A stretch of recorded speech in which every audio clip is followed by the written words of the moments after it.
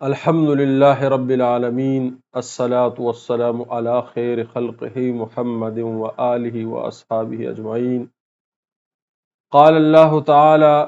في قرآنه المجيد: أعوذ بالله من الشيطان الرجيم، بسم الله الرحمن الرحيم.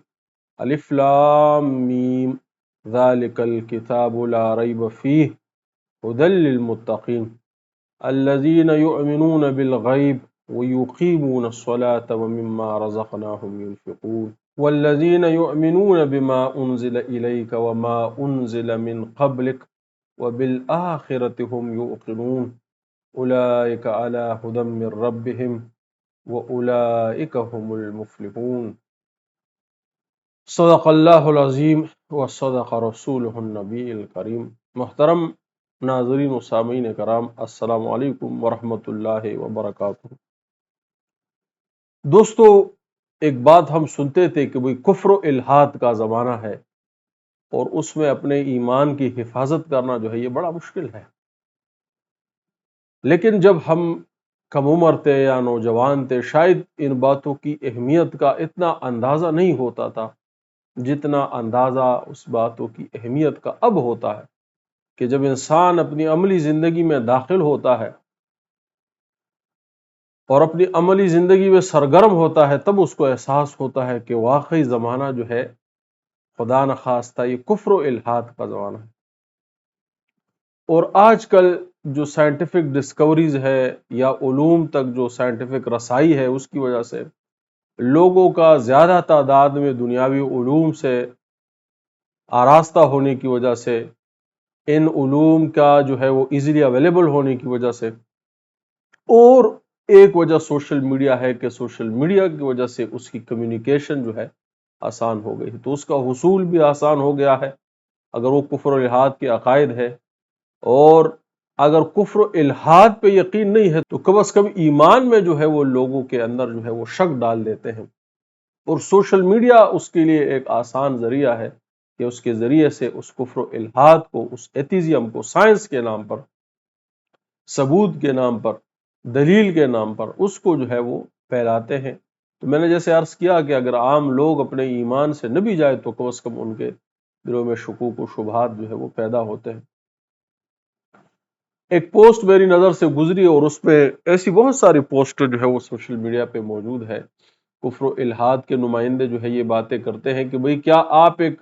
ایسے خدا پر ایمان لاتے ہیں کہ جو نظر نہیں آتا، جو اندیکھا ہے، یا آپ ایک ایسے قانون پر جو ہے وہ ایمان لانا پسند کریں گے کہ جو ایویڈنٹ ہے، جس کا ثبوت موجود ہے، کہ جو حساب کتاب سے جو ہے وہ پایا جا سکتا ہے، جس کو حواس خمسہ کے ذریعے سے جو ہے وہ معلوم کیا جا سکتا ہے. اب دیکھیں یہ کتنا سادہ سا سوال ہے اور عام لوگ جو ہے وہ کتنے آسانی سے خدا نخواستہ یا اس کا شکار ہو سکتے ہیں، یا کم از کم اور کچھ نہیں تو اپنے ایمان کے اندر جو ہے وہ شکوک و شبہات کا شکار ہو سکتے ہیں. دوستو، قرآن کی آیات میں نے آپ کے سامنے تلاوت کی. اللہ رب العزت فرماتا ہے: الف لام میم ذالک الکتاب لا ریب فیہ، اس کتاب میں کوئی شک نہیں. دیکھیے، ایمان کی شروعات جو ہوتی ہے وہ یقین کے ساتھ ہوتی ہے. یہ بات صحیح ہے کہ خدا کو اس طرح سے معلوم نہیں کیا جا سکتا کہ جس طرح ہم حواس خمسہ کے ذریعے سے کسی بھی چیز کو معلوم کر سکتے ہیں. مثلا میز کو، کرسی کو، حتیٰ کہ ہوا کو بھی معلوم کر سکتے ہیں. اگر وہ چلے پھرے تو اس کو بھی معلوم کیا جا سکتا ہے. تو جتنی بھی مادے کی چیزیں ہیں، مادے کے ذریعے سے اس کا علم حاصل کیا جا سکتا ہے. میری تفصیلی ویڈیو ہے 6-7 ویڈیوز، کیا خدا واقعی موجود ہے، اس کو آپ ضرور جو ہے وہ اس کو دیکھیں، اس کو سنیں. اس میں یہ باتیں تفصیل سے اس مضمون میں گزری. لیکن وہ چیز جو خواص خمسہ جو ہے وہ اس ذہن کے ساتھ جو ہے وہ تعلق رکھتی ہے، انسانی دماغ کے ساتھ. انسانی دماغ جو ہے یہ ایک مٹیریل چیز ہے، اور یہ اسی لیے ہے کہ دنیا میں جو مٹیریل اشیاء بکھیر دی گئی ہے اس میں سے کچھ رزق تلاش کرے، کچھ اگر اس کو خوف ہو، دشمن ہو، ضرر رسا چیز ہو تو اس سے جو ہے خود کو بچائے، آرام تلاش کرے، خوراک تلاش کرے. یہ ذہن، یہ حواس خمسہ یہ ہے ہی اسی لیے کہ انسانی ذہن بھی جو ہے یہ مٹیریل ہے، اور مٹیریل ہی، آگ، ہوا، پانی، مٹی ہی جو ہے اس کے ہیبیٹیٹ میں بکھیر دی گئی ہے. اور انسان ان چیزوں سے، یہ جو ٹچ ہے، فیل ہے، سینس ہے، سننا ہے، دیکھنا ہے، اس سے انہی میٹیریل اشیاء کو جو ہے دریافت کر سکتا ہے، پا سکتا ہے، اس کے راز اس کو تلاش کر سکتا ہے۔ میرے بھائیو، ہم نے ان ویڈیو میں یہ بات جو ہے ثبوت تک پہنچائی کہ اگر خدا ہے تو پھر وہ ضروری ہے کہ وہ ان مادے کی جو اشیاء ہے، یہ جو سٹیٹس ہے جو مادے کا، یہ جو خواص ہمسا کے ذریعے سے معلوم کی جا سکتی ہے، یہ جو آگ، ہوا، پانی، مٹی ہے، جو اشیاء عرب، یہ ان سے اللہ اگر ہو تو پھر ان سے اوپر ہو، اس سے اوپر ہو نا جی۔ اگر وہ خود خدا نخواستہ مادے کی، اگر آپ اسے ٹچ سے معلوم کرنا چاہتے ہیں تو اس کے لیے ضروری ہے کہ خدا نخواستہ مادے کا بنا ہو۔ مادے کا بنا ہے پھر تو میرے اور اس میں کوئی فرق نہیں ہے، وہ بھی مادے کا بنا ہے، میں بھی مادے کا بنا ہوں۔ لیکن خدا اور جو ذات اس کائنات کے ماورا ہے، جو ان تمام، جو ہم کہہ سکتے ہیں کہ ان تمام اسباب کی کا تخلیق کرنے والا ہے، وہ جو ہر کاز کا جو آخری کاز ہے، وہ جہاں سے ہر چیز کا چشمہ اور منبع پھوٹتا ہے، اس کے لیے ضروری ہے کہ وہ ان جو ہے میٹیریل اشیاء سے، وہ چیزیں جو حواس خمسہ کے ذریعے سے معلوم، اس سے بہت اونچا اور عرفہ ہو۔ اور اگر وہ ان سے اونچا اور عرفہ ہو تو پھر یہ ضروری ہے کہ وہ ان چیزوں سے معلوم نہ کیا جا سکتا ہو، ٹچ سے، دیکھنے سے، سننے سے اس کو معلوم نہ کیا جا سکتا ہو، کیونکہ اگر وہ معلوم ہو جائے اس سے تو پھر ہمارے اور مادے اور اس کے درمیان پھر کوئی فرق جو ہے وہ موجود نہیں رہا۔ اور یہ جو مشہور جو ڈیبیٹ ہوئی تھی، اس میں یہ بات بڑی آج کل مشہور ہے، جس کو کہتے ہیں infinite regress of causes. Science جو ہے وہ ہمیشہ ایک وجہ کے لیے دوسری وجہ تلاش کرے گی، ایک وجہ کے لیے دوسری، دوسری کے لیے تیسری۔ یہ ہمیشہ سے سائنس کے ساتھ، جب یہ 200-300 سال سے، جب سے یہ سائنس کا ایڈوانسمنٹ آئی ہے، یہ ریگریس آف کازز ہے، ایک کاز کے بعد دوسرا کاز، دوسرے کاز۔ وہ تمام کازز کا جو کاز ہے وہ اس سے ماورا ہے، وہ اس مادے کی حالتوں سے ماورا ہے، وہ ان تمام کازز کا جو ہے وہ کاز ہے، لہٰذا اس کو ان جو سینسز ہے اس کے ذریعے سے اس کا معلوم کرنا ممکن نہیں ہے۔ ہاں، اس کے لیے جو چیز ہے وہ انسان کے جو ہے وہ نفخ فیہ من روحی ہے۔ اللہ فرماتے ہیں اللہ کے رسول کو کہ یہ میں نے آپ کے قلب مبارک پر جو ہے یہ وحی جو ہے وہ نازل کی ہے، اور انسان کا جو روح ہے، اس کے اندر جو اس کا قلب ہے، اس کے اندر یہ قوت ہے کہ وہ خدا کے ساتھ آشنائی اور عرفان پیدا کرے، اور ایمان کا مضبوط ہونا، پکا ہونا، وہ اسی چیز کے ساتھ وابستہ ہے کہ اس کا دل جو ہے وہ خدا کے وجود کے ساتھ اطمینان پائے۔ تو اللہ رب العزت نے قرآن میں فرمایا کہ الف لام میم ذالک الکتاب لا ریب فیہ، کتاب میں کوئی شک نہیں ہے، یعنی جو کتاب محمد الرسول اللہ صلی اللہ علیہ وآلہ وسلم پہ نازل ہوئی ہے اور تواتر کے ساتھ امت تک پہنچی ہے، اللہ فرماتے ہیں لا ریب فیہ،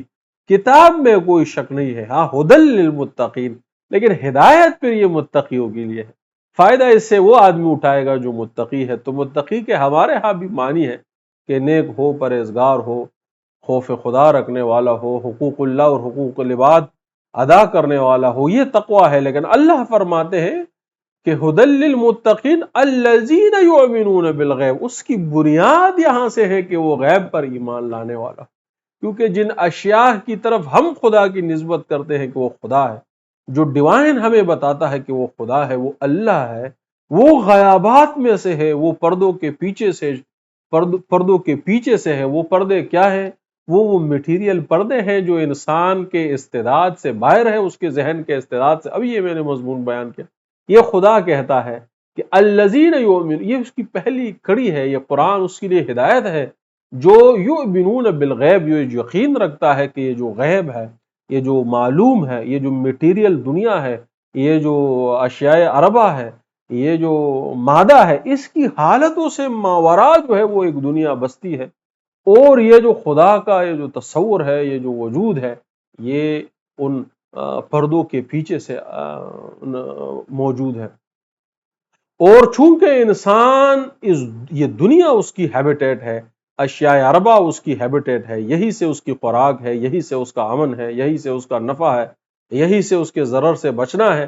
تو اس کے پاس جو میٹیریل آلات ہے وہ ان حجابات کے ادھر سے جو ہے وہ کام کرنے، وہ ان حجابات کے ادھر، اس مادہ اور اس میٹیریل کے ادھر جو ہے وہ کام نہیں کرتے۔ تو کام کرنے کے لیے وہ کیا ہے؟ وہ روح ہے، اور وہ قلب ہے، اور اس قلب کی طرف یہ قرآن جو ہے نازل کیا ہے تاکہ وہ قلب قوت پکڑے اور ان حجابات سے ماورا جو ہے وہ اپنی آشنائی اور عرفان جو ہے وہ پیدا کرے، اور اسی سے اس کا ایمان جو ہے وہ مضبوط ہو۔ تو اللہ نے فرمایا کہ الذین یؤمنون بالغیب ویقیمون الصلاۃ ومما رزقناہم ینفقون، قرآن میں صلاۃ اور زکوٰۃ یہ دو جو ہے ہمیشہ یا زیادہ تر جو ہے وہ اکٹھے ذکر کیے گئے ہیں، اور ان سے مراد نماز اور زکوٰۃ یا مالی معاملات بھی ہے، لیکن میں جو اس سے زیادہ مطلب لیتا ہوں وہ یہ ہے کہ نماز، اور یہ مفتی شفیع عثمانی صاحب جو تقی عثمانی صاحب کے والد ہے، ان کی کتاب ہے، ان کی تفسیر ہے معارف القرآن، اس میں انہوں نے یہ بات لکھی کہ صلاۃ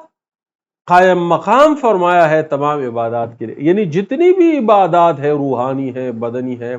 جسمانی ہے، جس کو ہم عبادت کہتے ہیں یعنی ورشپ کہنا، تو اس کے لیے صلاحت کو قائم مقام فرمایا۔ تو اس سے نماز بھی مراد ہے، لیکن اس سے وہ تمام عبادات مراد ہے کہ جو خدا کے ہاں ہم بجا لاتے ہیں، اور زکوٰۃ یا جو مال کا جو خرچ کرنا ہے، اس میں سے وہ تمام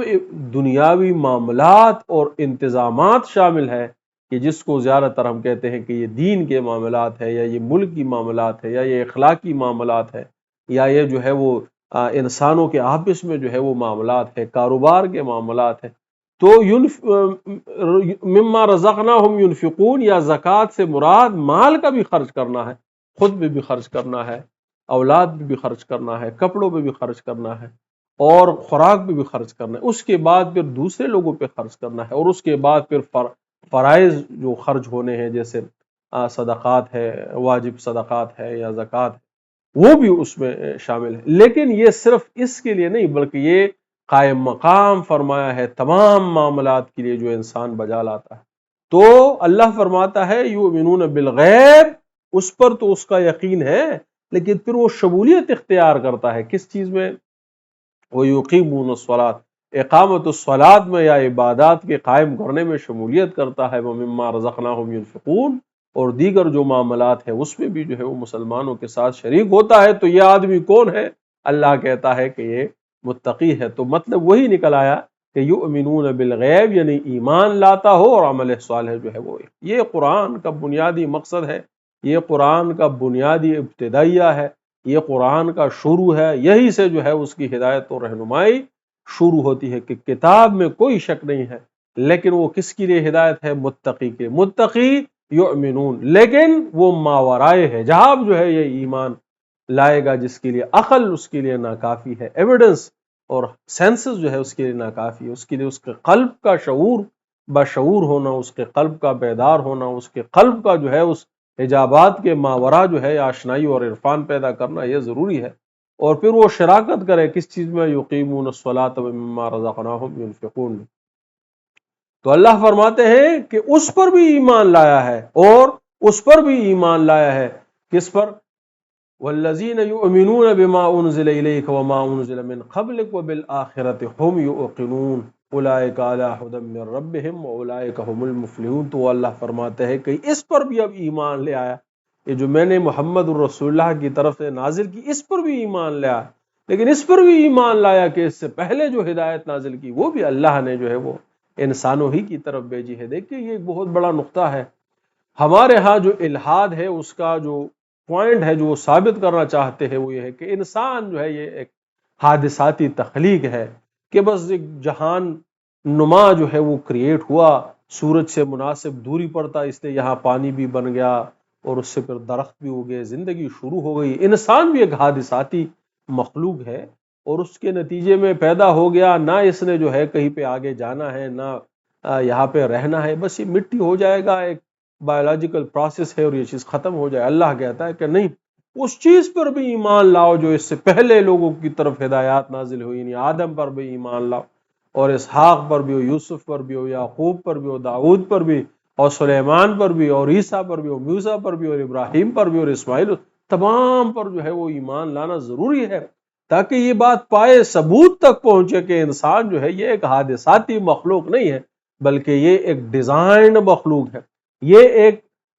بائی ڈیفالٹ کوئی چیز وجود میں نہیں آئی، بلکہ یہ بائی ڈیزائن جو ہے وجود میں لائی گئی ہے۔ یہ ایک پرپس فل جو ہے وہ تخلیق ہے، ایک مخلوق ہے، اور اس کی طرف ایک پرپس فل جو ہے وہ ہدایت اور رہنمائی کا سلسلہ جاری کیا گیا ہے۔ اس لیے ضروری ہے کہ جب آپ محمد رسول اللہ کی شریعت پر، اس کے پیغام پر ایمان لائے تو اس پر بھی ایمان لائے کہ اس سے پہلے جو ہدایت انسانوں کی طرف جو ہے وہ جاری ہوتی رہی ہے، نازل ہوتی رہی ہے، وہ بھی حق پر ہے۔ تو اللہ کہتا ہے کہ اولئک علی ھدی من ربہم، یہ خدا کی طرف سے، یہ جو لوگوں میں یہ صفت آ گئی تو یہ اب خدا کی طرف سے ہدایت پر ہو گئے۔ اولئک ھم المفلحون، اور یہی لوگ جو ہے وہ کیا کریں گے، وہ آخرت میں فلاح پائیں گے۔ وآخر دعوانا الحمد للہ رب العالمین۔ السلام علیکم ورحمۃ اللہ وبرکاتہ۔